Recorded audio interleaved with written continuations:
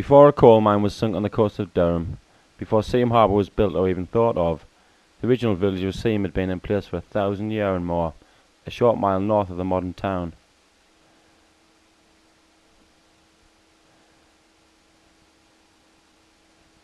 An 18th century estate map includes a depiction of the village as a number of farmhouses, a church and a rectory. Most of these were demolished after Seaham Hall was built in the 1790s.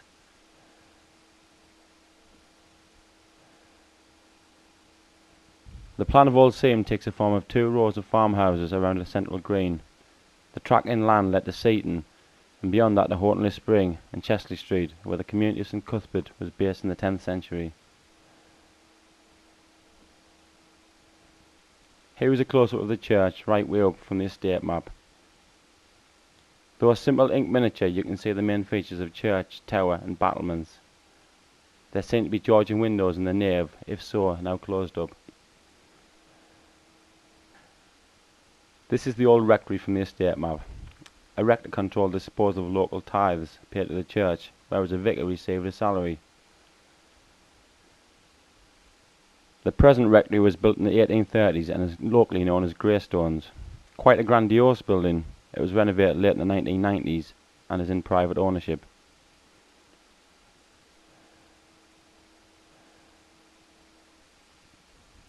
Anglians from the continent settled Seaham in the 6th century AD, possibly on the site of a former British, that is Celtic, village. No remains of this period have yet been uncovered.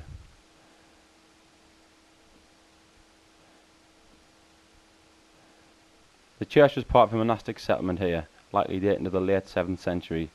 The age of the church was only realised during excavation and renovation in 1912 to 1914 by R. Anderson Aird and Matthew Nicholson.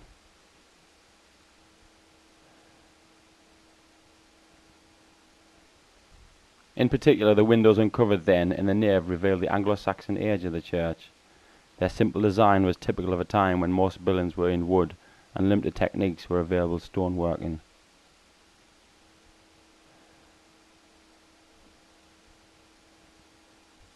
Most of the nave is believed to be Anglo-Saxon work. The sandstone is not local, but could have been reclaimed from Roman ruins and brought in by sea, perhaps from as far away as Chesley Street. Another early feature is the chevron or herringbone patterning on the north wall. On either side of the Victorian vestry, the chevron can be seen pointing in from the left and from the right on the other side, surely coming together to indicate an earlier door in the north wall, now built over. The door would have given access to the church from the wooden outbuildings that would have housed the monks. The nave or main body of a church provided space for worshippers, be they monks or modern parishioners. The chancel at the east end, on the right in this plan by Aird, housed the altar and was the preserve of the priest. The excavation of 1912 to 1914 revealed the foundation of an Anglo-Saxon chancel, smaller than the present one. What we see now was rebuilt in the late Norman period. The combination of tall windows and dog-tooth ornaments suggests the 12th century. The stone of the chancel is a mix of local limestone and sandstone recovered from the former chancel. The east wall is mainly limestone and would have presented a bright feature in the morning sun when viewed from the sea.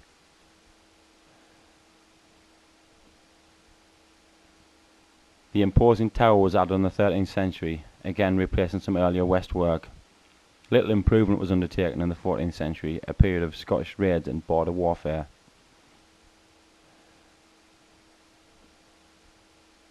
Sometime around 1500, the stylish crenellations or battlements were added, and roof lowered to a flatter pitch. The old pitch of the roof can be seen marked on the side of the tower. A porch was also added then. Before marriage was recognised as a sacrament of the Church of the Reformation, couples would receive a blessing here.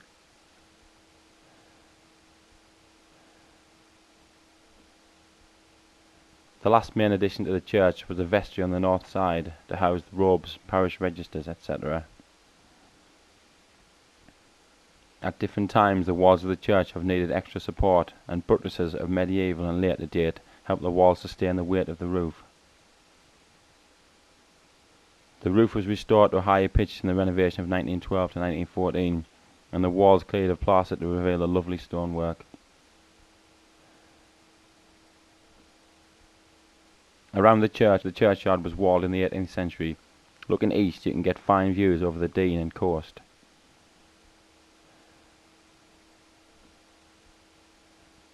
Excavations of the 1990s uncovered an earlier Christian graveyard further to the north, most likely of pre-Viking date. Geophysical surveys planned for 2007 to 2011 may yet reveal more about the earliest times in Seaham's history.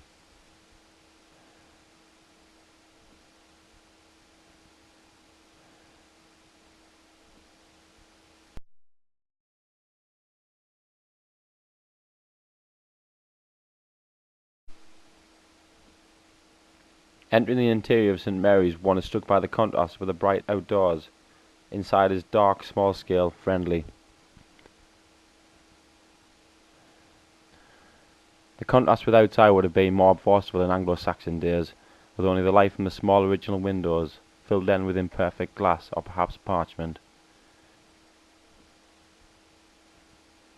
In this close-up you may be able to see the wheatear ornament inside the span of one of the Anglo-Saxon windows. This is comparable to early patterning found at Hexham, and ultimately a Roman motif. This further photograph gives a sense of the depth of the window's span and the thickness of the walls. Medieval walls were built out of outer courses of dressed stone with infill of rubble.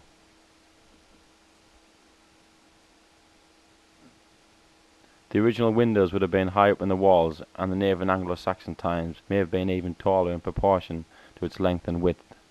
The effect was one of calming and enduring sanctuary.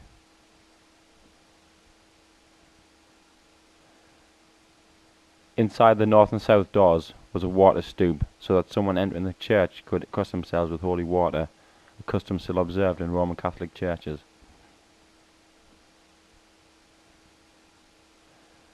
To the left or west of the present entrance is the arch to the tower space, where stairs or ladders led to the bell chamber.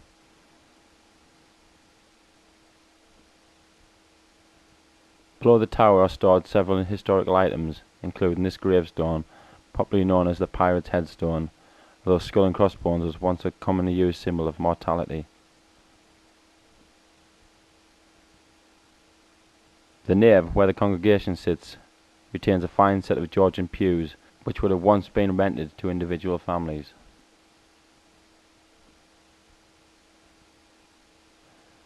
Also in the nave was the font for baptizing the newly born. The stone base is not particularly old, but the front cover shown here is a fine piece of Tudor carving.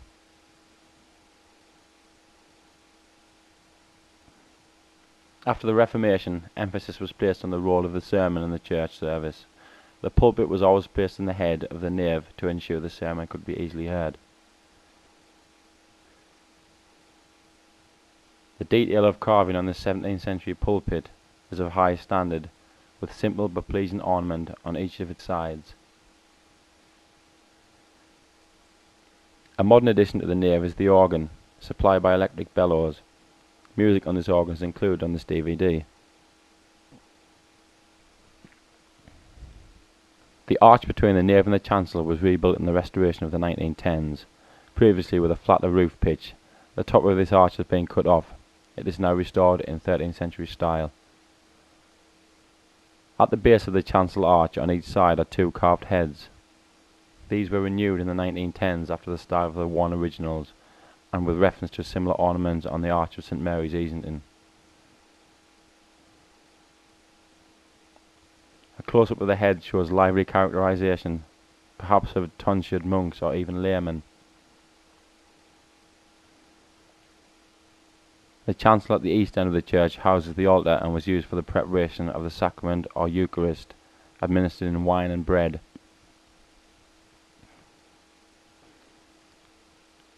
The two tall windows of the east end are filled with coloured glass, of which two panels are shown here in detail. On the right is St John the Evangelist with his eagle.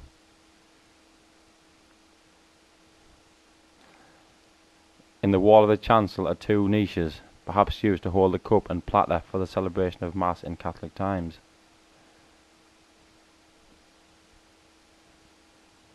Inside one of these is the carving of a hand raised in three-fingered blessing. possibly a reference to the Pope, still supported by many in Seaham, even after the Reformation.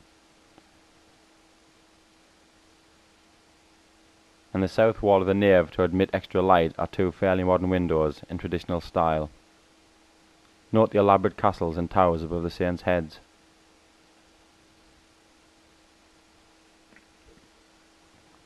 The church is now amalgamated in the parish of Seaham with St John's, Seaham Harbour, but services are still held here. It is remarkable that this ancient building has survived huge changes in Seaham's fortunes to remain an impressive monument to the early origins of the town.